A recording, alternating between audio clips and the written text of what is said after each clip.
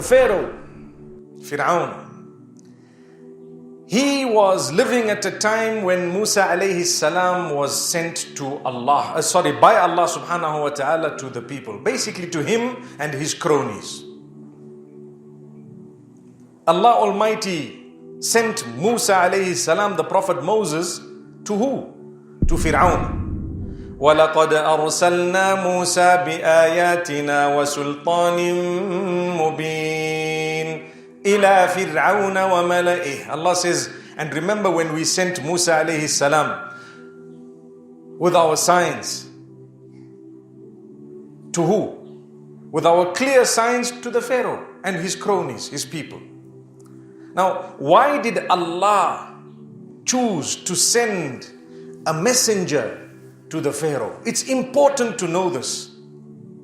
Imagine Allah sending a prophet of his, a noble prophet, an amazing human being, one of the 5 top messengers of Allah, known as Ulul Azmi min ar-Rusul, the ones who had great determination. Do you know who those 5 are? If someone asks you as a Muslim, who are the 5 greatest prophets? What's your answer? You have to say, Prophet Muhammad sallallahu alaihi wasallam, Ibrahim alayhi salam, Musa alayhi salam, Isa alayhi salam, and Nuh alayhi salam. So that is Abraham, Moses, Jesus, and Noah, with Muhammad sallallahu alaihi wasallam, 5. May Allah's peace and blessings be upon all of them. So why would Allah send one of these prophets with determination to a man? Because he was wreaking havoc on earth, and because he was oppressing people wholesale, and because he kept on calling himself a god, and because he was really, really nasty, and Allah wanted a lesson to be learnt by everyone right up to the end of time. That's the reason. Did the Pharaoh become a person who changed his life and bettered himself? Not at all. He became worse. You follow what I'm saying? Allah sent a messenger to someone from him to guide that man, and that man was not guided. How's that? This goes to show you and I that sometimes Allah will send you signs. Don't be a Pharaoh. Take the sign in your stride and make sure that you have changed yourself. When we say don't be a Pharaoh, the Pharaoh was the one whom the signs came to. The signs that he asked for came, but he still denied. That was the Pharaoh. Astaghfirullah. My brothers, my sisters, let's learn something very interesting. The Pharaoh had many gifts given to him by Allah, but he abused that. He abused it in the worst possible way. He didn't recognize them as favors. He thought, it's me. I did it. I'm the one. I'm the sharp businessman. I made my money. I propelled myself into position of authority. I'm the boss.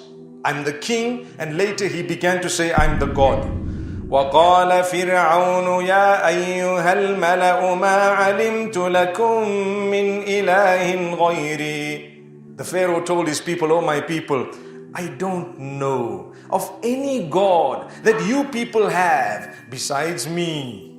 Oh no. Oh no. A man who uses the loo, calling himself a God. A man who has stomach problems, who needs to pass wind, calling himself God.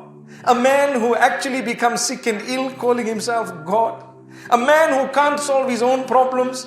He wanted to capture one youngster because some fortune teller told him that there's going to be a youngster who's going to remove you from your throne. And so he started killing all of the boys because he didn't even know who the youngster was. And the same youngster was brought into his own home and was looked after by his own wife. And the poor fellow who called himself the God of the worlds didn't even realize it's happening under your dirty, smelly nose. That was the man. He calls himself God. What did he have? He had nothing besides material items of the world. Let's not be pharaohs. Let's understand in our lives, when Allah gave you something, don't think you are it. Don't. Don't allow it to get to your head, no matter what. What could it be? Let's look at what the Pharaoh had. Number one, he had a lot of wealth.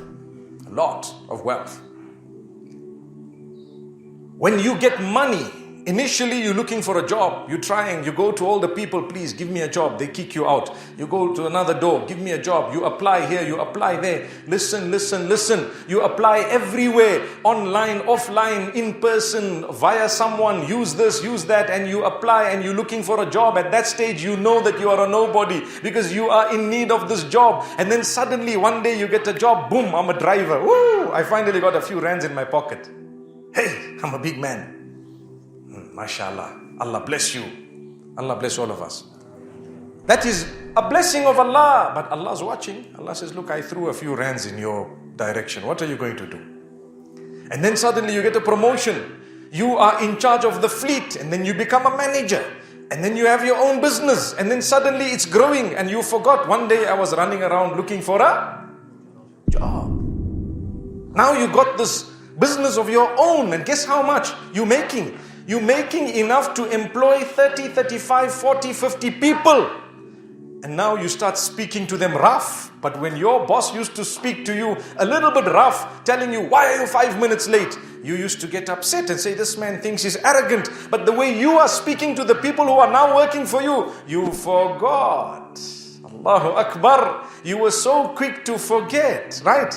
That when I was young and when I was still working for someone, I did not like the way they spoke to me. Today I'm speaking 10 times worse to the people that are working for me only because I got fulus, a few coins. A few coins. That's what it is.